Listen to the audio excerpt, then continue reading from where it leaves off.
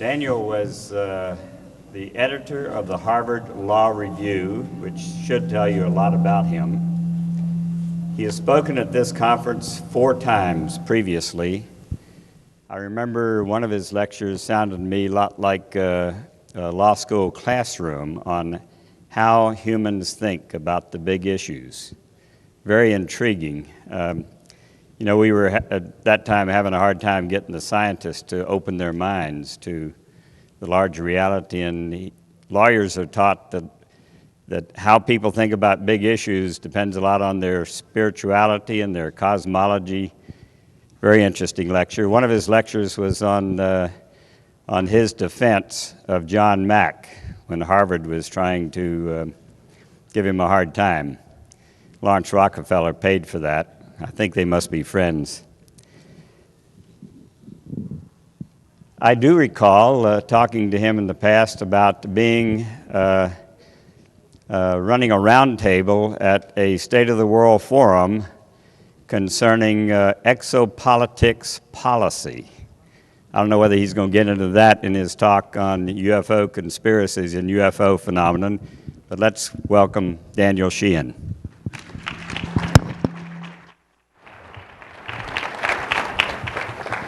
Thank you, Dan. Thanks. Well, good afternoon. Sorry about the short notice here that John was unable to make it, so they came out and said, is there an Irishman in the audience that might be willing to fill in here? So what I want to do in the time that we have here today is I want to talk about the issue of conspiracy theory and its relationship to the UFO phenomenon. Because one of the things that I've noticed over the years developing is two trends here in a lot of the meetings and other meetings about this extraordinarily important subject. One is that there's been an intensification of people's concern about conspiracies in general, because of the experience that people have had in realizing that the UFO phenomenon has generated a massive cover-up on the part of the United States government and its relationship with other governments around the world. People have begun to open on to the realization that this type of conspiracy to silence people and to conceal information from the general public is a rather generic phenomenon with regard to the government. So people have begun to look into other types of conspiracies to determine what else it is that we might not be being told by our government. A second phenomenon that I've noticed is going on is a greater and greater openness toward kind of a spiritual dimension of this, the extra-dimensional qualities of this. For example, yesterday the discussions about actually the experience that beings have in between lives, and opening onto the past life experience. These are two interesting phenomena that have been evolving over the years during these conferences specifically about the UFO phenomenon.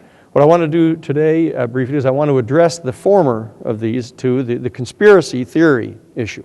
As Don pointed out, I was retained back in 1994 by Dr. John Mack, the chairman of the Department of Clinical Psychiatry at Harvard Medical School, to represent him when Harvard University pulled him in front of a major faculty committee at Harvard University and began to grill him about his book. And it became evident to all the people involved in that there was some type of a major effort going on to silence John, to keep him from talking about this, to keep his stature and status from lending additional credibility to this important issue. And for example, when I was asked to represent him, I appeared with John at one of the first of these hearings, and Dr. John Relman, who was chairing the actual faculty committee, just began to grill him. And so I stopped Dr. Relman. I said, "Excuse me, Dr. Relman." I said, can you tell us exactly what it is that we're doing here? Why is it that this faculty committee has been organized? What is it that you're trying to achieve through these interrogations of Dr. Mack? And Dr. Relman, who was the editor-in-chief of the New England Journal of Medicine and a faculty member at Harvard University, he said, well, when Dr. Mack wrote this book, Abductions, Human Encounters with Extraterrestrials, said many phone calls started coming to the dean of the medical school. And there was the dean of the medical school sitting on the faculty committee right next to him. And he said, and people began to ask questions in these telephone calls, and the dean found that he was unable to really provide answers to them. So we thought that we'd gather together some members of the faculty and have a discussion with Dr. Mack and be able to get the answers to these questions. So I said, well, this doesn't look exactly like kind of a an informal meeting of some faculty members here. Here you are. What, the sound is gone? Okay. Okay. Is there somebody with? Okay. Well, I'll talk louder until they. Is they back? Okay. Good.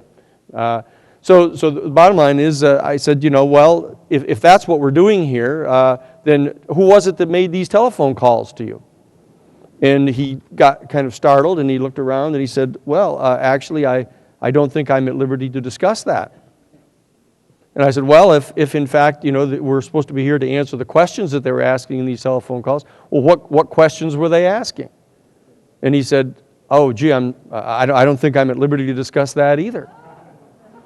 And so it began to become clear that somebody was making these telephone calls and something was happening here. And so that what's happened is, because of that, people have developed this theory that there was some, of course people say, it's the government. The government called to Harvard University and they're trying to get this suppressed.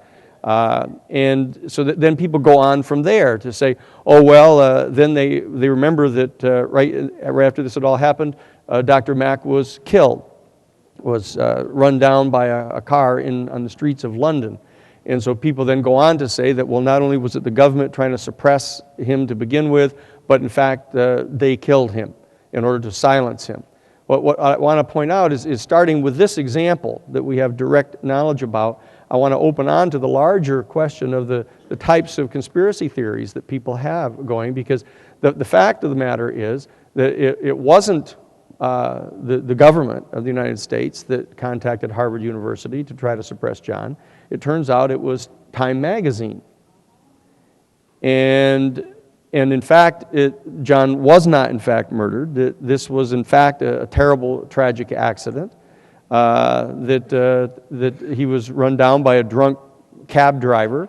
Danny Mack was on the phone to me, John's son, within an hour of it having happened. And I was the last one to speak with John as he was flying from the airport to fly to London to do this major presentation he was doing on T.E. Lawrence at Oxford University. And so I had talked to him, the last one that talked to him, and then I was on the phone within an hour or so after he was killed. And we had the person arrested, they were interrogated, they had alcohol tests on him, he was drunker than a sailor, and it was terrible, but it wasn't a murder, it wasn't part of a conspiracy of any sort. But when you look back to this thing, you say, well, what was Time magazine doing trying to suppress John? And it turns out that this begins to open on to what the conspiracy is really all about, because having done many cases, I've done a number of major investigations. I did the Karen Silkwood case investigation to track down who it was that killed Karen Silkwood and why they had done that. I ran the investigation against the Ku Klux Klan, the American Nazi Party down in Greensboro when they murdered 6 people down there. I know how to investigate these things, and I know how to differentiate between a real conspiracy and a fictional conspiracy. And in this particular case, it turns out that Time magazine hates Harvard University. More specifically, Henry Luce, who was the editor-in-chief of Time Life, hates Harvard University. He views Harvard University as the seat of the liberal ethic in Western civilization, And Luce is a complete reactionary, like the neocons and stuff that we've had some experience with over the last 6 years now. But Luce was a reactionary and hated Harvard University, and so that they would go after Harvard University on any occasion they could. In fact, it was time that sent the woman in to try to destroy the reputation of John Mack earlier. When you begin to start to see what's actually happening here, if you probe deeper into it, you begin to discover what the contours and context of a real conspiracy looks like. And in this particular case, it turns out that you find out that Henry Luce was not only a major reactionary, but it turns out that he was part of a cabal of people who were actually helping to support the rise of Hitler in Germany. That he actually was very much involved in helping to raise funds for Hitler between 1924 and 1928, a critical period in there. And it turns out that the people that were working with him included George Herbert Walker. And people go, let me see now, George Herbert Walker. That George Herbert Walker Bush 1, turns out that's his father-in-law. And his father-in-law was one of the major financiers of the rise of Hitler. And the people that he worked with included John Foster Dulles and Allen Dulles. Allen Dulles being the man who went on to become the director of the Central Intelligence Agency. And John Foster Dulles having been the Secretary of State of the United States. So you start to then begin to see, wait a second, this is now getting complex again. Because as it turns out, this cabal of extreme reactionaries are also involved in having attempted to overthrow the United States government. Actually, back in 1932, there was actually an effort to generate a military coup against the Roosevelt government back in 1932. And now these are things that people have almost never heard about, but it becomes very important for us for this reason. Because it turns out that the hand-picked editor-in-chief of Time Life, picked by Henry Luce, was a man by the name of C.D. Jackson. And C.D. Jackson turns out to be the man named by Colonel Corso as his briefing officer.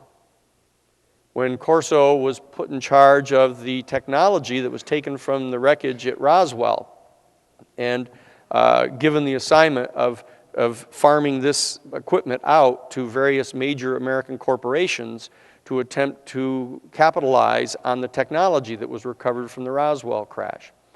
And so we start to begin to see this extraordinarily interesting unfolding in front of us. Because what I want to do today in the brief time that we have together is I want to talk about this set of conspiracy theories in the context of the UFO phenomenon. Because the cover-up on the part of the United States government of the reality of UFOs and the reality of contact with an extraterrestrial civilization like this is, without any doubt whatsoever, the biggest and the most important conspiracy that exists on our planet today and in our country. What I want to do is, before I address that directly, I want to use as another example of this a discussion about what the second biggest conspiracy is that we're all aware of. I think we probably all could think pretty clearly about what that is. In addition to the UFO phenomenon, the cover-up of the ETs, the biggest, the most central conspiracy in the history of the United States is the assassination of President Kennedy. And people will, immediately will say, yes, that's true. And as it turns out, I happen to be in a position to be able to speak quite directly to that. And so what I want to do today, given the fact that I was asked on short notice to talk with you, I want to tell you what it is that actually happened there. And I think it's about time that this was clarified directly. Because what's getting ready to happen is in June of this year, just another couple months, you're going to find something out that is going to be quite shocking and startling to all of you.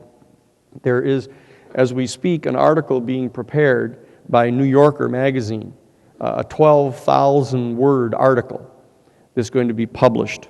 And it's going to be, it's being written right as we speak. It's being written by by two men, a man by the name of Jefferson Morley and David Talbot. And what they're going to be revealing is that in June of 1968, when Bobby Kennedy was killed at the Ambassador Hotel, there has now been discovered a photograph that was taken within minutes of the killing of three men standing in the lobby of the Ambassador Hotel, which included David Morales, Gordon Campbell, and Jorge Johandes. Now, this doesn't mean anything to you yet, but it turns out that David Morales was in fact the shooter on the grassy knoll in Dealey Plaza on November 22nd of 1963. And he was the lead shooter in the triangular fire team that was trained to assassinate Fidel Castro. And Jorge Johandes was the head of the DRE, which is the Cuban student group that Oswald got into the argument with on the street corner down in New Orleans, the famous incident that had occurred down there. But it turns out that these three men were actually standing right in the Ambassador Hotel in the lobby within minutes after the killing of Bobby Kennedy. And a second revelation that's in the process of being made very soon is going to be undertaken by Richard Billings. Richard Billings was the chief staff writer for the House Select Committee on Assassinations. There are a series of major intense meetings going on today, actually. They began yesterday and are continuing on to today, in which Dick Billings is participating, along with Gaetan Fonzi, who is the chief investigator for the House Select Committee on Assassinations. They're in communication with G. Robert Blakey, who is the staff chief. They're now in the process of getting ready to reveal a second photograph, which shows in Dealey Plaza, within seconds before the shooting, a photograph of Rip Robertson and Grayson Lynch. And that's important because Rip Robertson happens to be the fellow, let me tell you who Rip Robertson is and why it's so important that he's standing right there in Dealey Plaza, and you can see the picture of the president in Connolly's vehicle going right past him, and you can see him tipping his hat like this just before the shots rang out. It turns out that the reason we know who he is because back in June, I want to take you together now back to June of 1963. This is now just a matter of a few months before the president was killed in Dallas in November of 1963. It turns out that Richard Billings was, at that time, the Miami bureau chief for Time Life magazine. And he received a call and was told to go to the Miami National Airport. This is the night of June 8th of 1963. He went to the Miami International Airport at midnight, was met by a group of men there and taken to what they call Corrosion Corner, which is this big corner where the covert flights come out of Miami. And he was put on an airplane, one of those seaplanes, and flown with 10 men out onto the ocean. They landed on the ocean, and they disembarked and got onto a yacht, a large yacht. It was called the Flying Tiger, too. It was owned by a man by the name of William Pauley. William Pauley turns out to be a very close friend of C.D. Jackson, who was, in fact, the editor-in-chief of Time Life magazine. And that's why Billings was asked to go, because C.D. Jackson, the editor-in-chief of Time Life, wanted to have him on board this yacht because they were taking an assassination team ashore that was going to make an attempt to assassinate Fidel Castro. And it turns out that the person who was in charge of that assassination team on that date from June 8th to June 10th was in fact Rip Robertson. And when they'd put this team of assassins over the side in this rubber dinghy with a little silent motor on it to go ashore in Cuba. On the night of June 10th, they were on board, and Dick Billings was standing there with William Pauley and a man named John Marino, and they were griping about John Kennedy and Bob Kennedy having ordered them to stand down from trying to assassinate Castro. Because as soon as Bobby and John found out early in June that there was an assassination team that was put together to kill Castro, they gave the order to stand them down. And we know about this particular evening, what occurred, because when John Moreno was griping about the Kennedys and what SOBs they were and how rotten they were for trying to stop them from killing Castro, William Pauley turned directly to him that night on June 10th of 1963 in the presence of Dick Billings and the others and said, "Don't you worry, John, we're going to kill that motherfucker." And these are the people who know exactly how to do that stuff. This was the major assassination team that was put together to kill Castro. And so what I want to do briefly is I want to tell you, unfold to you in detail how this whole thing happened, so you can understand what it is that happened to the president, then what happened to Bobby, so you can understand what did happen and what didn't happen. And so you can see what the real contours of a conspiracy are like and what they're not like, so that we can then use that as a template to evaluate what's going on here in the UFO field. What happened in this instance is we have to go back to 1960 to understand this. That, as you recall, in June of 1960, Richard Nixon, who had been the Vice President of the United States for 8 years under the Eisenhower-Nixon administration, from 1952 to 1960, Richard Nixon, in June of 1960, is nominated by the Republican National Convention to be the presidential nominee for the Republican Party. What he does is he contacts, immediately within 2 days, he contacts Howard Hughes. Howard Hughes, that before he'd become basically a vegetable with 9-inch fingernails and all that, that he had been, as many of you know, he had been a major inventor, a very creative guy. He invented the Spruce Goose, which became the prototype for the C-5A cargo plane, and he had developed contempt for everybody in the Hollywood community and had just basically withdrawn, and people didn't see him much anymore. Well, what happened is Howard Hughes actually became a major consultant to the National Security Agency that had been created by the National Security Act of 1947. Howard Hughes had a thing called the Summa Corporation, and he invented major technological things for the National Security Agency. One of which was the Glomar Explorer that was able to pick up submarines off the bottom of the ocean in the C-5A cargo plane, etc. And in that capacity, he had become a friend, an associate at least, of Richard Nixon.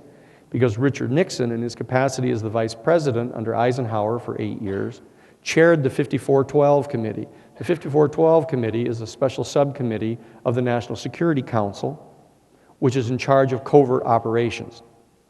And so Richard Nixon, for 8 years, chaired the Covert Operations Subcommittee of the National Security Council from 1952 to 1960.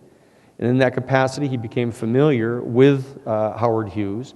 So immediately upon Richard Nixon winning the Republican nomination for the presidency in June of 1960, Richard Nixon contacted Howard Hughes by secret telephone contact that they have, a scrambled phone, and told Howard Hughes that Richard Nixon wanted Hughes to organize a political assassination team to assassinate Fidel Castro and Raul Castro and Che Guevara and 5 other men who had, as of January of 1959, overthrown the Batista regime down in Cuba and had established a revolutionary government. And Richard Nixon wanted them assassinated. So he contacted Hughes and asked Hughes to do this and to keep it away from the office of the presidency. Don't let it track back here. You get that done. And Howard Hughes agreed to do that in June of 1960. Howard Hughes contacted one of his lawyers, at that time a comparatively young one of his lawyers, a man by the name of Robert Mayhew, and assigned Mayhew the responsibility of getting this done. Robert Mayhew, in turn, contacted a man by the name of Johnny Roselli in Las Vegas. You remember Howard Hughes owned, this, I think, the Sands Hotel, or at that time, one of them, and was there. And so Johnny Roselli was the representative in Las Vegas for Sam Giancana, the Don of the Mafia in Chicago, who, as you know, are deeply involved in the casinos in Las Vegas. And so Howard Hughes's lawyer, Bob Mayhew, contacts Johnny Roselli and says, the president, they started referring to Nixon as the president already, because they said, well, there's this young pipsqueak kid from Massachusetts that's been nominated by the Democratic Party, this John Kennedy, you know, whose old man has kind of bought him the nomination, and so everybody thought that Nixon was going to win. So Bob Mayhew said to Johnny Roselli, you know, the president wants this assassination team put together, and you guys, referring to the mafia, you guys have your own reason for wanting to get rid of Castro.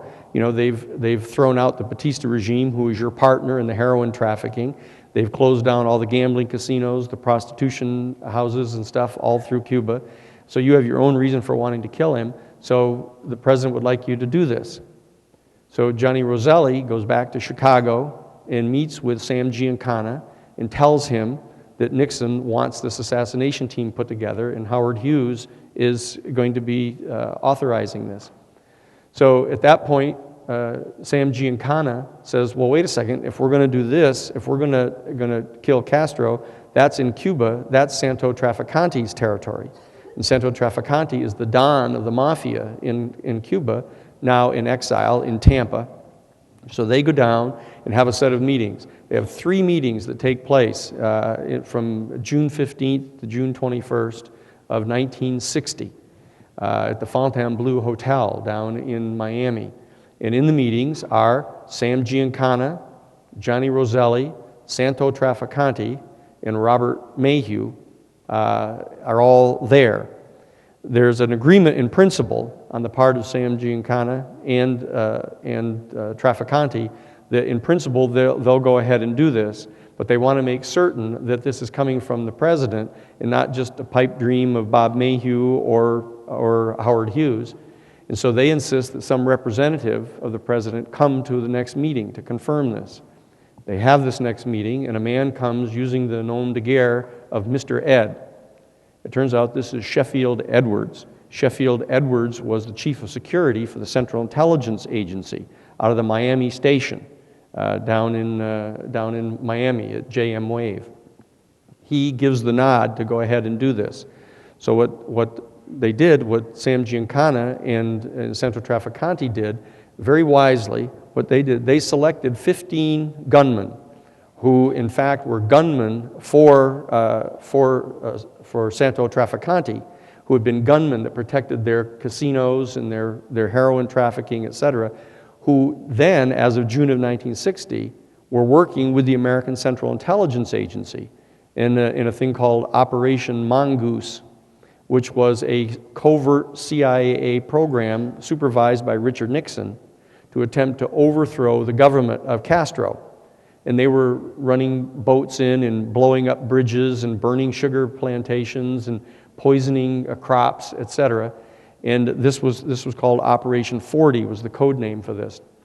So what Santo Traficante did is he retained to participate in this assassination team 15 men who were all anti-Castro Cubans who had worked for him, but were at the present time working for the CIA. So he could bring them in to participate in this assassination team, and if anything happened that any one of them got discovered, the CIA would probably move in to try to protect them being revealed, because they were afraid that it would look like it was the CIA doing this, which it turns out it was not as such. So they put this team together, the 15 of them, and they were called the S-Force. S is in Sam, the S-Force. There were 15 men on it. The major shooter of which was David Morales. There was Rafael Chichi Quintero, Ricardo Chavez, Rolando Martinez. There were the Suez brothers. There were 15 of these guys. Jose Posada Correa was one of the guys.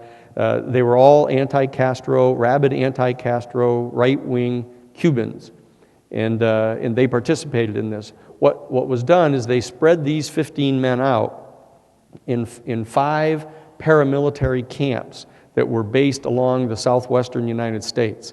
There was one on Star Island, just off Florida. There was one on Swan Island. There was one in the Everglades, and there were 2 at Lake Pontchartrain outside of New Orleans. And the 15 men were divided up among all 5 of these camps, so they were not in one place together.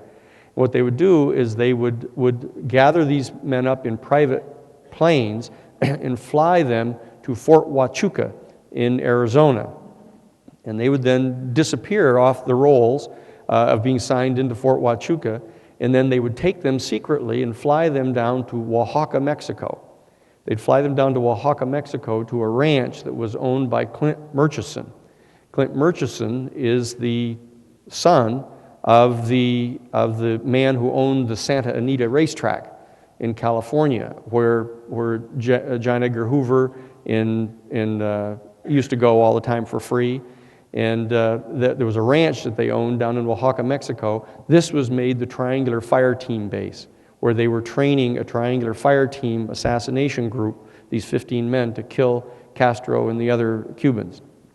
And this particular base was funded, this becomes important, it was funded by a skim of cash off the casinos in Las Vegas that Marcella out of New Orleans was in charge of. They would skim the money off the casinos, the cash money, so that it couldn't be traced. They would drive it in huge boxes in cars, in the trunks of cars, all the way to Miami, and they would deposit it in the Miami National Bank that was owned by Meyer Lansky. And then they would wire the money to the International Credit Bank in Geneva, Switzerland, owned by a man by the name of Gaillon. And then they would wire it down into the Mexican bank, in the Banco Internacional down in Mexico City, and put it into an account of a man by the name of Ogario, who was an attorney in Mexico City. And this is the place from which all of the costs for the Triangular Fire Team base were all covered by, out of this bank account in the Banco Internacional of an attorney by the name of Ogario. This whole operation was rolling in place when, lo and behold, Richard Nixon did not get elected president in November of 1960, but instead John Kennedy was actually elected and appointed his brother Bobby as the Attorney General, as we all recall. And when they found out that there was this Operation 40 that was going on, attempting to overthrow the Castro government, and that Nixon had agreed that as soon as he came into office in January of 1961, they were going to transmute Operation 40 into an actual military invasion of Cuba. They were actually going to send ashore a team of anti-Castro Cubans, and they were going to set up a beachhead at the Bay of Pigs, announce that they were a new freedom-liberated government, and Nixon was going to send in the United States Marine Corps into Cuba to overthrow the Castro government and declare a free government and put Batista back into power and put the mafia back into power to be handling the heroin trade again, because it was the income from the heroin trade, part of it, that was funding the Kuomintang, the KMT, the nationalist Chinese, that was all set up by the Central Intelligence Agency. This was their covert means of funding. This was the plan. But what happened, long story, but what happened is when they messed up at the Bay of Pigs and the invasion collapsed, Kennedy was upset about this, and as you recall, he said he was going to stop this kind of operations against Cuba, informed the Soviet Union, Khrushchev, that this was his mistake, that he allowed this to go forward, and he promised Khrushchev that there would be no more efforts to overthrow the Cuban government. Well, it turns out that was not true either, because all they did in the Kennedy administration was transformed it from Operation 40. They renamed it Operation Mongoose and ran the Mongoose operation against Castro. Well, but the Kennedy brothers, this is extremely important to understand, did not know about the assassination team, because the assassination team was not a CIA operation. It was not a government operation. It was done out through this complete back channel by Richard Nixon with Howard Hughes working together with Sam Giancana and Santo Trafficante. And so the Kennedy brothers didn't know anything about this. But when they continued the Operation Mongoose against Castro, Khrushchev became furious that he'd been lied to by this young president, and he began to put missiles, nuclear missiles, into Cuba. And as we all recall, the Cuban Missile Crisis came down in October of 1962, and we came to the very brink of thermonuclear war on that night in October. On October 28th, that evening, President Kennedy issued an ultimatum to Khrushchev saying that there was a line drawn in the sea that was a particular line of longitude, and that if in fact the Russian freighters carrying new missiles crossed that line, we would be technically in a state of war with the Soviet Union. And what happened is on that night, the freighter did in fact cross the line, and they had it tracked on real-time satellite by the NSA, and they saw that it crossed the line. The entire Joint Chiefs of Staff of the United States military went into session, emergency session, and voted unanimously to go to nuclear first strike against the Soviet Union on that night of October 28th. That would have been the end of the world as we know it. And they voted unanimously to go to first strike because they'd run through this scenario 1,000 times and you can't blink. And, you know, and John Kennedy, when he was told this vote, he ordered them to stand down. And he said, "I will not be the man that does this." And he ordered the stand down of that attack. And he stood everybody down, went off DEFCON 3, and he said that he was going to, in fact, reach out to Castro. They were going to establish communications with them now. He sent a liaison to talk with Khrushchev, and they were going to try to disassemble the nuclear weapons to stop this thing, because he was confronted directly with the moment of the end of the human species.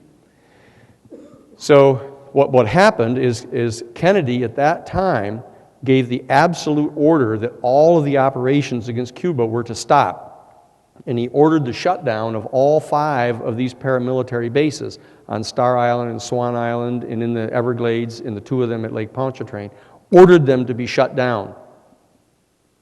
And the fact is, the anti-Castro Cubans that were manning those bases and conducting those paramilitary attacks refused to obey the president. And in fact, in January of 1963, now this is, remember the October Missile Crisis of 1962, and in November they're ordered to shut down those bases. They refused to do it. And then in January of 1963, that next month, it turns out that Frank Sturgis, who was one of the liaison, along with E. Howard Hunt, to the assassination group of these people, led an attack against Cuba from Star Island. And unknown to anybody until this point tonight, or this afternoon, it turns out that John Kennedy and Bobby Kennedy in January of 1963 ordered a full military strike against the island. And they sent in 50 United States Marshals in 6 helicopter gunships, fully armed with M16 rifles and full military brigade, went in and attacked the island and burnt out the camp of the island and arrested Sturgis and the other anti-Castro Cubans on that island, and threatened to prosecute them under the U.S. Neutrality Act for violating the Neutrality Act of attacking a country that the United States was not at war with. But then they released them and figured that that was a shot across the bow and that they all now knew that they were not to do this. The problem is that in February, a second attack was launched against Cuba from the base in the Everglades, this one under the supervision of E. Howard Hunt. So a second foray was organized by President Kennedy and Bobby as the Attorney General, and they sent in the helicopter gunships, burnt out the base in the Everglades, and arrested all of those men and prosecuted them under the Neutrality Act. It was that act itself that caused the members of the S-Force to say, this is over, he's a traitor. He has lied to us. He said he would overthrow this government of Castro. He's now standing us down. and the S-Force at that moment resolved to kill the president. And when it was June, it was early June of 1960, when Bobby Kennedy was informed by William Sheridan, was informed by an FBI officer about the existence of the assassination team. And Bobby was furious about this, and he went and talked with John, and they both ordered the shutdown of the assassination team. Order it shut down. And what happened is on June 8th, this team was attempting one last foray to go in to try to assassinate Castro, pretending that they hadn't gotten the order from the president. And that's what happened on June 8th to June 10th. And that's what brought about that strange event on the night of June 10th, when William Pauley stated directly in the presence of Dick Billings, the Miami bureau chief of Time Life magazine, that they were going to kill the president. And they attempted to kill him in Miami. They were going to kill him in Miami. And they got word that it was too dangerous and the president canceled the trip. And then they killed him in Dallas. And as soon as the word went out that they were looking for Lee Harvey Oswald as a suspect in that killing, which, you know, happened basically within an hour of the killing. They were all after this guy, Lee Harvey Oswald. And everybody who heard that, who knew about the S-Force, realized that it was the S-Force that had killed the president, because Lee Harvey Oswald is the man that the S-Force was setting up to take the fall for killing Castro. And what they had done is they had just done a complete 180 and had set him up. And DeMore and Shield got him the job at the Texas Book Depository, and they set him up for taking a fall for killing the president. And Tippett was supposed to kill him. The police officer from the Dallas Police Department was sent to find him and to kill him. And so as soon as Oswald saw him, of course, he knew exactly what he'd come for, and so Oswald killed him, shot him dead right in the street. And so this is what happened, of course. And then as soon as everybody realized that it had been the S-Force that had killed the president, everybody began to cover it up. Everybody began to conceal it, to conceal the existence of the team, to conceal the fact that they were in the field to try to kill Castro. And in fact, it became the paramount thing to have to conceal. So, because what they argued to Chief Justice Warren in order to get him to chair the Warren Commission. They said, look, we've got to tell you something very secret. And this was Sheridan told him again. He said, look, the fact is, he said, there was an assassination team in the field to kill Castro. And if that ever gets out, the American people are going to think that Castro found out about this and therefore retaliated against the president, and it must have been Castro that that killed him. And they'll insist that we invade Cuba. And if we invade Cuba, the Soviet Union is going to attack us, and we're going to have a third world war, and we're going to destroy the whole world. And this is how they designed the conspiracy theory, the cover-up theory, to get somebody of the caliber of Warren to come in to conceal it.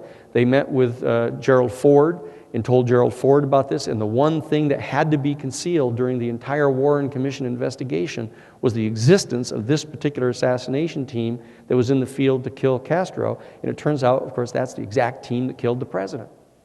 And that was how the whole thing got concealed. And it becomes very important when you understand that it was Rip Robertson that was the head of the team that was on the boat that night, on the Flying Tiger too, in June 8th to June 10th of 1963, that was the head of the assassination team. And there he is in Dealey Plaza on November 22nd of 1963, within seconds of the shots fired, with Grayson Lynch, his assistant, standing right next to him, tipping the hat like this just before the shots rang out. And David Morales, the chief shooter, was the one on the grassy knoll that actually fired the fatal shots that killed the president.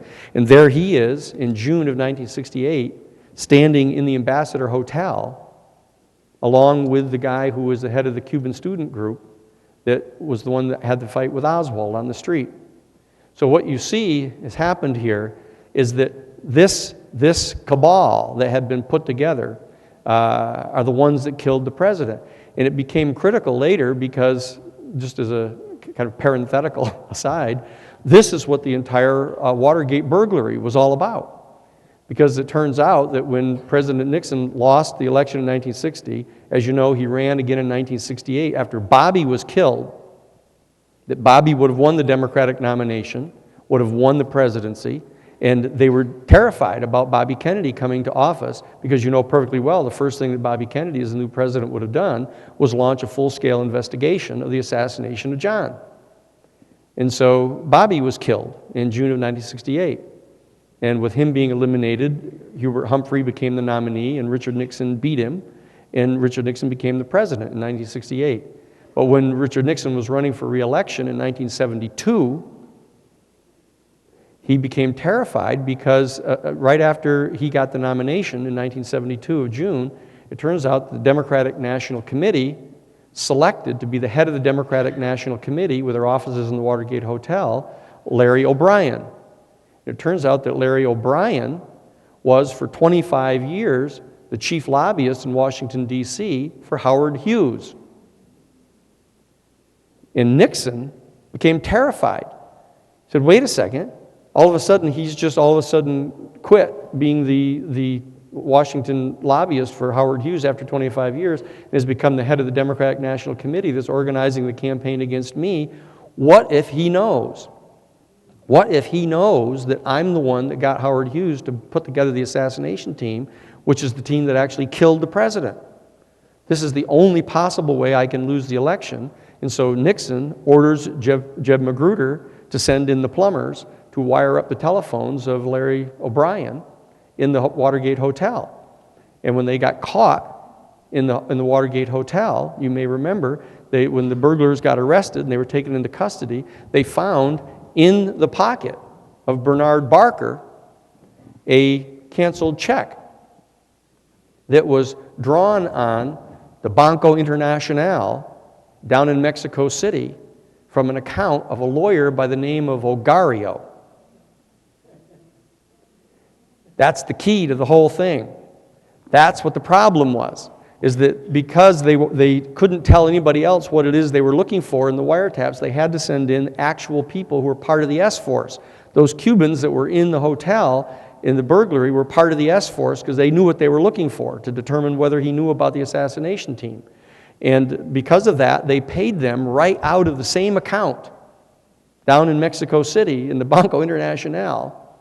And so that the famous smoking gun conversation that took place on June 23rd of 1972, after the burglars were arrested, you remember that John Dean, who was the legal counsel to President Nixon, and Bob Haldeman, his chief of staff, came into the president in the Oval Office, and it's on the tapes. And John Dean says, Mr. President, I think we've got a problem here.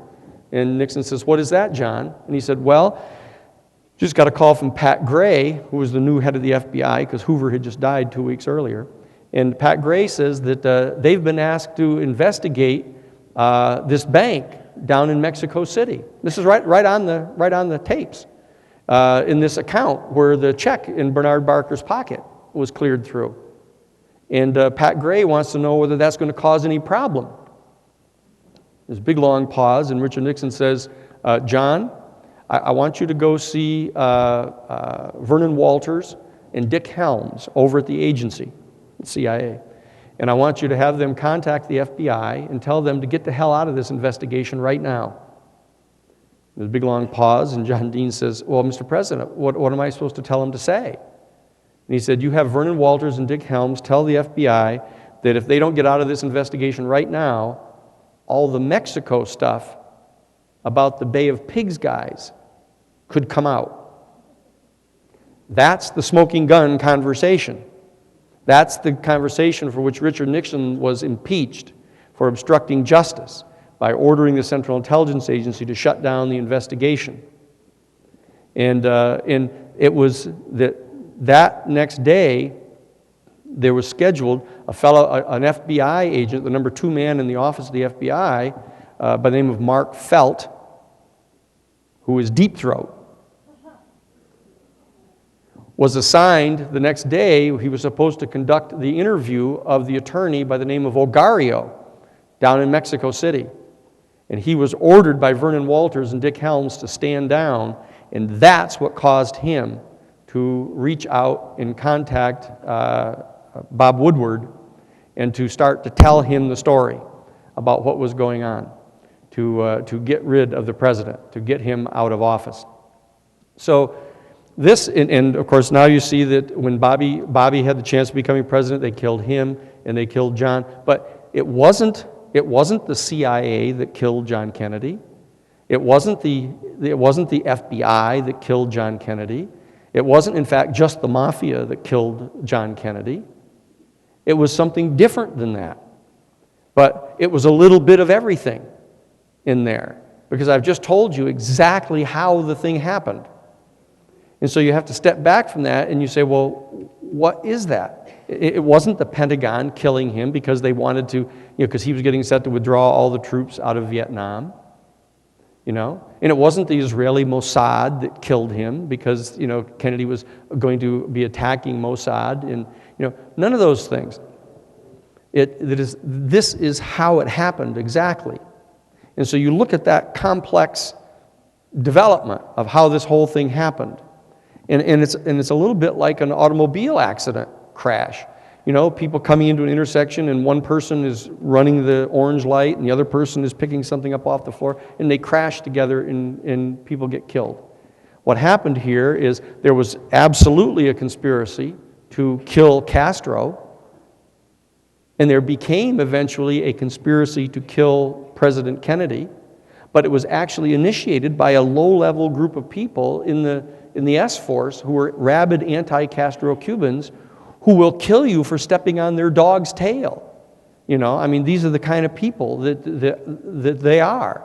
And so that they developed the desire to kill the president. When they killed him, the other people who realized who it was that had done it had all their own completely different reasons for being terrified about this ever being revealed, because it would look like the CIA killed the president, or it would look like Richard Nixon killed the president, neither one of which was true. So this is the nature of that conspiracy and what it actually looked like. And so what does that tell us? What does that tell us about how conspiracies really happen and how they don't happen? And what does that say to us about the present state of the cover-up conspiracy with regard to the UFO phenomenon, which is by great measure the most important of all of the conspiracies and cover-ups that are going on in the United States and in the world, because of the absolutely dramatic implications of the existence of our having contact with an extraterrestrial civilization, the existence of technologies that could help solve virtually all of the major problems of our planet, to eliminate the global greenhouse gas dangers, to eliminate this huge catastrophe that's coming toward us now of raising the levels of the sea perhaps 40 inches, eliminating over half of all of our potable water on the planet by melting the polar ice caps at both poles and contaminating with salt water the freshwater aquifers along the seacoasts of our world. There's all kinds of extraordinarily important reasons why this particular cover-up, ranging all the way from the most practical and prosaic to the most profound, of really coming to understand what a civilization that has over perhaps 1 million years of advances beyond where we are might be able to share with us. So that what I want to do is I want to articulate to you what I think is going on. Now, some of you who may have heard me talk before, in that Colonel Ware referred to it earlier, is that I had pointed out that in my opinion, the response that an individual has to their encounter with the UFO phenomenon is in fact a direct function of that person's worldview.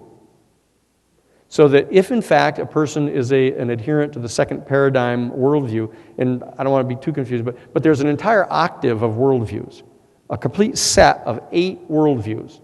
Now that's not coincidental.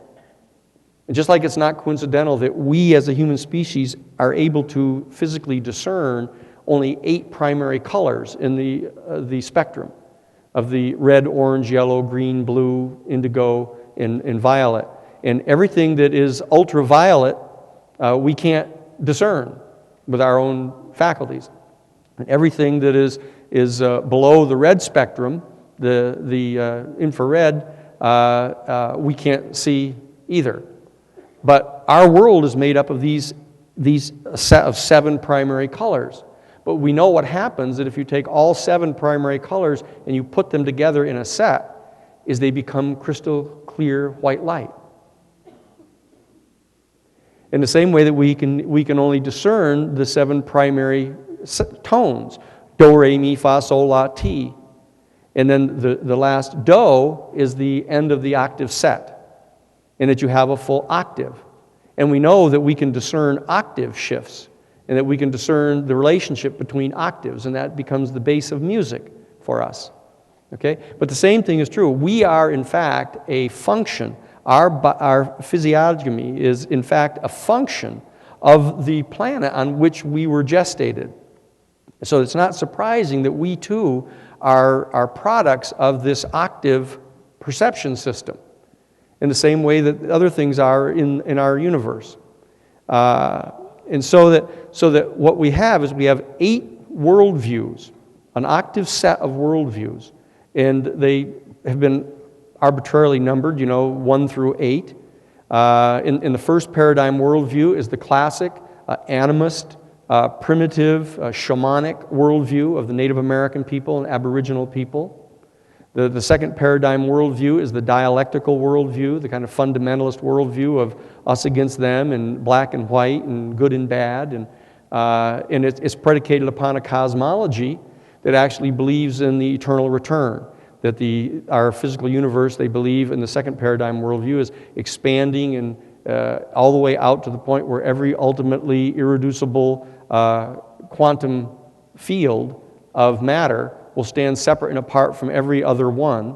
But at that point, the impetus that has been imposed upon them by the Big Bang will have been completely spent, and it'll stand in a state of stasis, and the degree of attraction that every single ultimately irreducible integer of matter in the entire universe has one for another will at that point be superior and will start to draw back together again, and will then collapse back together to form quarks and muons and neutrinos and electrons and atoms and molecules and compounds and mixtures and planets and stars and galaxies again. And so that this whole thing will happen until they all contract back together to the point where every single ultimately irreducible integer of matter in the entire physical universe will be in direct physical contact with every other one. And that the entire universe will be the size of the head of a pin. At which point the polarity will be switched immediately, and they will all repel each and every other one. Not an explosion from the center out, but every single ultimately irreducible integer of matter in the entire physical universe will immediately repel every other one, causing the Big Bang again. And that this will oscillate like this, like a heartbeat, for eternity. And that's the second paradigm worldview, and that's where they get this dialectical perception underlying everything. And so there's a whole range of these worldviews, and each and every one of the worldviews has its own completely separate and definitively different cosmology. For example, the first paradigm cosmology believes that when that point is reached where, as we know, the universe is expanding out and away from the locus of the Big Bang, and all matter is disintegrating pursuant to its rate of atomic breakdown, each element. And that point is going on, and there will in fact come a point where every ultimately irreducible integer of matter in the entire universe, which would be an inchoate quantum field, will stand separate and apart from every other one. The adherents to the first paradigm worldview believe that at that point, the impetus imposed upon them by the Big Bang will continue to push them out and away from each other, and that the entire physical universe will disintegrate. It's called the entropy theory of the universe, and that it will all disintegrate into infinite and eternal space. It's kind of a bummer. It's the ultimate kind of pessimistic view of things, but what that causes them to believe that there is no ultimate referent for good and bad. It's all just going away, and so therefore there is no such thing as real value, and so therefore it generates kind of an authoritarian worldview that persons have to assert power and impose upon reality a set of meanings because there are none really. And so therefore some authoritative or authoritarian leader has to assert power, and it sets up a paradigm, a first paradigm worldview, where you have warlords and chieftains, etc. But So what I'm saying is that these worldviews, going all the way from the extreme right of the first paradigm worldview to the second paradigm dialectical worldview to the third paradigm existential worldview to the fourth paradigm scientific, logical, positivist, materialist worldview, the classic Newtonian Cartesian worldview that is the champion of the scientific world. And then there's the fifth paradigm worldview, which is the Platonic worldview of idealism. And then the sixth paradigm worldview, which is the worldview of quantum physics, the one that we're opening onto right now, what we're calling the new worldview, is this quantum worldview that since 1923 to 1926, where Max Planck and the others discovered the quantum mechanical world, that this new worldview is the one that's opening now. And then there's a seventh paradigm worldview, which is the classic theistic worldview, that believes that exterior to the physical cosmos, they're exterior to the physical limited boundaries of the physical cosmos that is made up of the sum total of all the ultimately irreducible integers of matter in the universe, that beyond that is an infinite and eternal sea of completely undifferentiated consciousness. And that it is the source of the material universe, which it enfolded into being out of consciousness. This is the classic seventh paradigm theistic worldview. And then there's the eighth paradigm worldview, which is the post-contact worldview. When we have actually confirmed and established contact with an extraterrestrial civilization and learn how to travel to the stars and how to travel to other galaxies, that this is going to be the worldview that we're opening onto, at which point our human species will take the next full step in evolution. And that we will in fact evolve from Homo sapien to Homo divinus, and that we will actually be as much unlike Homo sapiens at that point as we are now from Homo erectus. So that's what's in the offing right now, and so you can see how important this issue of contact with an extraterrestrial civilization is, because it offers to bring us beyond the highest paradigm that we have now, or worldview, which is our classic theistic worldview, even well beyond the mere quantum worldview that we're sort of coming onto linearly right now. So it's extraordinarily important that we take great care in husbanding and midwifing this worldview. And that's really what we're here for.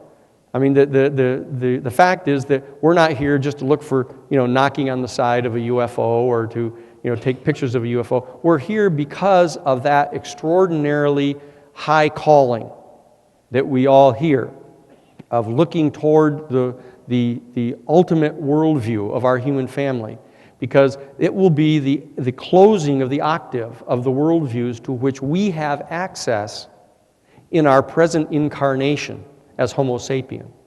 It will be the opportunity we have then to make an entire octave jump into the next octave of being, at which point we will function at the lowest manifestation of the worldview of the next octave of being.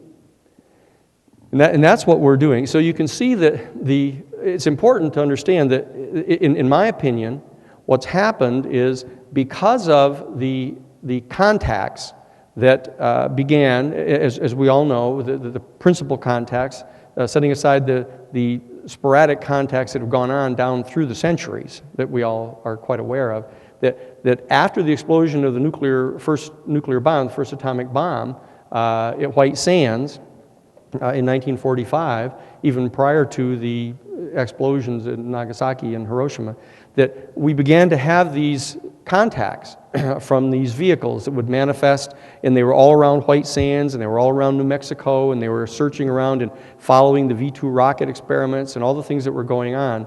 It becomes quite evident that what happened is, in my judgment, that the extraterrestrial civilization realized that we had crossed into a point where we were threatening to terminate the entire evolution of our human family.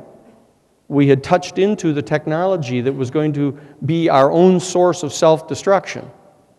And I raise that because we now know that it was on the night of October 28th of 1962 when, but for the decision of one specific individual, we would have, in fact, totally annihilated ourselves, because the entire Joint Chiefs of Staff of the United States government had voted to go to nuclear first strike against the Soviet Union. And if that simple flick of the wrist had happened from John Kennedy and said, launch, we would all be gone. And we would not be here talking about this. So we've overcome that particular moment of dire threat.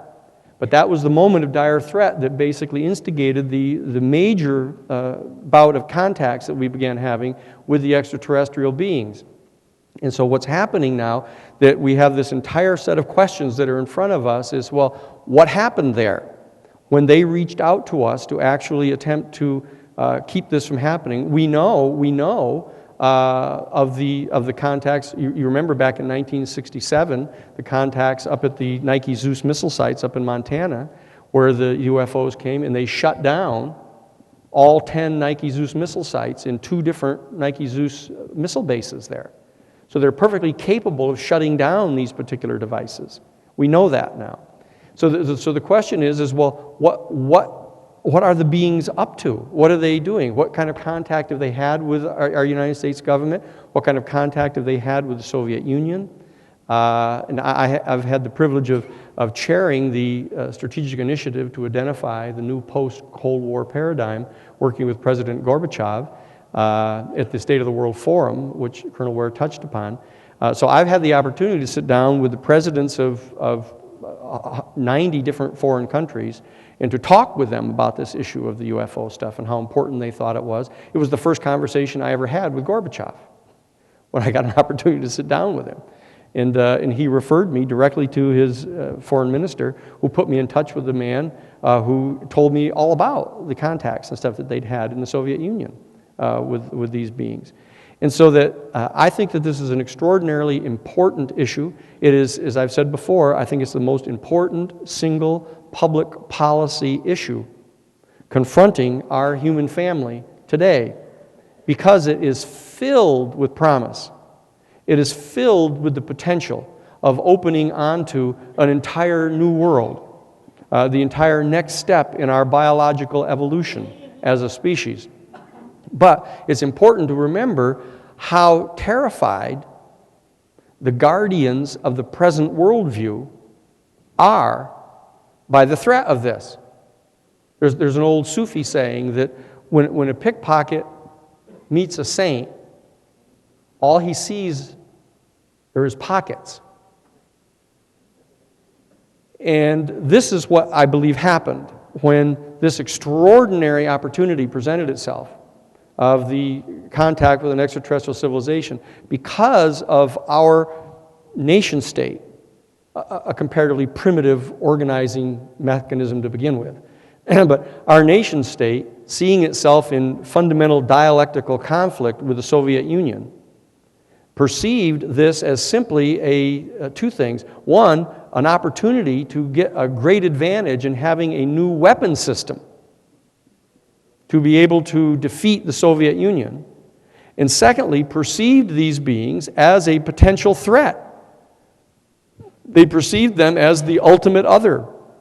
And that's the fundamental function of the second paradigm dialectical worldview, is you encounter a different being and you perceive them as a threat, as a projection of the ultimate other onto them.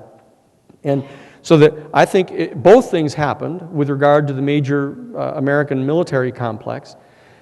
They perceived these beings as an ultimate threat. They invaded our airspace. We had no capacity to counter them. So I believe that that the leaders of the American government at that time began to try to seize these vehicles. As you know, they began to try to shoot them down with radar beams, and they tried to develop special weapon systems to shoot these vehicles down, to capture them, to try to get at the technology, to understand the technology so we could develop a new weapon system with which to become the all-powerful source of power on the planet. And that's the sinful motive that basically has been driving the leaders of our nation state since the original encounter, both to develop the weapon to vanquish the Soviet Union and to assert our hegemony over the entire world, but also to try to develop some type of a weapon system to be able to challenge the actual extraterrestrial civilization itself. And this constitutes the greatest single threat to our entire future, to have people of this particular mindset governing our policies so that they are planning to try to vanquish this extraterrestrial civilization, to shoot down their vehicles, to establish a dialectical, warlike dynamic with them, to carry this primitive worldview out into the stars. And that is the worldview that will not be allowed off the planet. That worldview cannot be exported into the stars. And I believe that the extraterrestrial civilization, whatever its particular configuration, whether there is in fact a galactic confederation or whether there's some loose association of the different planetary systems that these people come from, that they realize what a terrible threat our species represents in our presently comparatively unevolved state. And so therefore there has been this entire deterrent to our being able to really travel to the stars.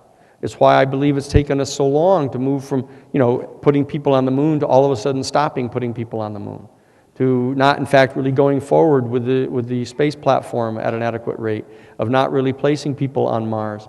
That what's happened here is I believe that there is a communication that is coming to us from the people of the extraterrestrial civilization, holding us back from this step out into space, and at the same time attempting to facilitate our evolution in a positive, constructive way without over-interfering in our normal biological processes. So I believe that that's the nature of the, in a sense, two-sided conspiracy. There's a conspiracy on the part of the leaders of our military-industrial complex to continue to try to capture the technology and to establish a weapons set of systems for hegemony on our planet and to be able to militarily defeat the extraterrestrial people. And there's a conspiracy, in a sense, on the part of the extraterrestrials to keep us confined to our planetary system, at least, allowing us to evolve in a more constructive way. So that I believe that one of the most important things that we can do, what I was doing with Dr. Mack when John was unfortunately killed, we were attempting to actually train contactees because we discovered through John's work and others' work that, as you know, you've discovered that when a person has a contact like this, where they are actually taken aboard a vehicle, it turns out that that's not the first time that it's happened to them, that it's part of a pattern that's happened to them. And John relates that in his books, that we discovered that to be true. So we knew that the people who had experienced a number of different contacts were going to have future contacts. And so what we were doing is attempting to train the people to engage in holotropic breathing, the breathing that John was using. It's not hypnosis, it's just a manner of calming one's whole system down. And that we were attempting to get people to be trained that when they knew this was getting ready to happen again, because as you know, people can tell when it's getting ready to happen again. They start to get that feeling. There's this whole kind of ionizing field that comes around them, and that they know it's happening. And if they start to do the holotropic breathing that Stanislav Grof developed, they can calm themselves, and instead of panicking when the beings appear, one can just say, okay, I'm fine, stay calm here. Because the reason that they freeze people, the reason that they paralyze people, is because they're afraid of us. Because when we get panicked, we get very violent, and we're big and strong. And so that they have to do that for their own protection. But once they realize that people are in a state of calm and are open to have communications with them, people can talk with them and say, look, let's have an intelligent conversation here. What can I do? What can we? So we were attempting to kind of open diplomatic communications with them directly, which is, of course, in fact, how we did it with the Soviet Union. That a very dear friend of mine, Dr. James Garrison, the different Jim Garrison, was the head of the Gorbachev Foundation, and he was on my staff when I was general counsel for the United States Jesuit headquarters. Jim Garrison was my staff person on the nuclear weapons disarmament issue. And we sent him to the Soviet Union. That's how he met Gorbachev. And that's the conversations he had with Gorbachev about having to eliminate the nuclear weapons. And it was part of the consideration that Gorbachev engaged in deciding that he was going to shut down the Soviet Union as a major threat to the world. And that because of this, we know that there is a process by means of which you can open diplomatic channels directly to potential adversaries. And so we began a thing of citizen diplomacy, going back and forth to the Soviet Union, getting to meet scientists, getting to meet politicians, getting to meet business people, etc. And we opened up that line of communications to the Soviet Union that actually freed up Gorbachev and other people that were working with him to open on to normalizing relations with the West. And so that's the plan that I'm part of, is trying to open direct communications with the people from the extraterrestrial civilization, to establish dialogue with them, to have them be able to understand, as they do, that not all people on our planet are adherents to the second paradigm, militarist, dialectical, confrontational, warlike worldview. That we have people in all the different paradigms. And that what we're in is that I think that the paradigm that we need to look to for the immediate future is what I call the sixth paradigm worldview. This new worldview of quantum physics that is opening to us. William Teller has written about this, the beginning of a new worldview. I think, in fact, I saw some copies of his book out there where they're actually talking about trying to integrate in the discoveries that were made between 1923 and 1926 in the field of quantum physics into our worldview, to actually modify our Cartesian Newtonian worldview with the insights of the new worldview, and that I believe that this is the next step that we can take clearly. And I think that it will become the worldview that is characteristic of virtually all of the people that are in what is called the UFO community. Those of us that are in this worldview, I think, need to understand what the full template really is. So I would suggest that you look into the sixth paradigm worldview of quantum physics, and understand that at the base of every worldview is a certain set of assumptions about physics and about their cosmology. The cosmology, as I said, there's the oscillating universe, there's the ultimately expanding universe, there's the stable universe, but it has to do with understanding what the laws of physics are that are functioning, and what the relationship is between the laws of physics and our biological evolution. Because there's obviously something going on. I mean, obviously, the eyeball did not evolve just at random. I mean, that, thinking, people have made some references before, but, thinking that the eyeball just happened as a result of a bunch of random mutations is like thinking that you can take, a full warehouse that's got all of the subcomponent elements of a 747, and you hit it with an infinite number of tornadoes, and one of them is going to build a 747. That isn't going to happen. There are a set of principles in guiding laws that are functioning beneath our evolution. And Teilhard de Chardin talks about this a lot.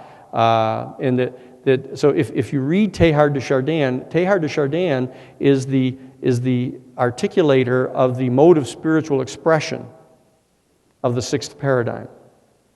And people like Teller are the physicist for the sixth paradigm. There's another fellow by the name of what's his name? Saul Paul Sirag. Yeah, there's another physicist who's working in these particular areas. But what I'm suggesting to you in the closing moments here is that there is a way in which you can get access to the kind of materials that will help you clarify a lot of inchoate ideas that you have at the present time, that you can feel it just beyond your reach. And that you can begin to look at some of these materials and begin to see, there's the full template of what the full worldview is going to look like, this new sixth paradigm, new paradigm worldview. And I happen to now be the president of the New Paradigm Institute, which is out in Santa Cruz, California, and it is a 501c3 progeny of the State of the World Forum of Gorbachev in the hearings that we held at the end of the Cold War, attempting to lift up this new worldview, to articulate this new worldview, and to understand that we have to lift up away from getting trapped in these conspiracy theories. Though conspiracies are real, the conspiracies tend to be a function of the second paradigm dialectical worldview. And one is attempting to say there's all these bad guys that are all part of one big, huge kind of amorphous mass, and they're in dialectical struggle with all of us good people. What I'm suggesting to you in closing is that that is far too simplistic an analysis, and it's a function of a worldview that is extremely outdated. And so what I'm asking is that you look into this newer worldview, the sixth paradigm, new paradigm worldview of quantum physics, of holographic subsets of reality that we find ourselves in, and that through this pathway we reach out to the stars, through this pathway we reach out to our friends in the extraterrestrial civilization, and through this pathway we reach out to each other so that we can come to understand more thoroughly what the cosmology is of this worldview, what its theory of the evolution of human consciousness is, what its mode of spiritual expression is, and ultimately what its social form will be, so that we will know what the new world looks like while it's in the offing. And that way, we can all become co-conspirators in breathing together, to conspiratu, that we can all breathe together and breathe in sync with our sisters and brothers from the stars. We can breathe together with our sisters and brothers in our movement, and that we can open on to this new world. Thank you very, very much for this. Thank you.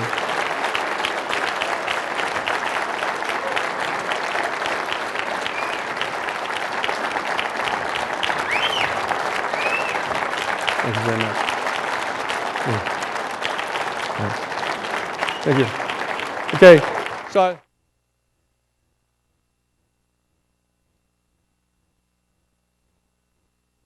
good things to talk with you about. Okay, thank you so much. Thank you.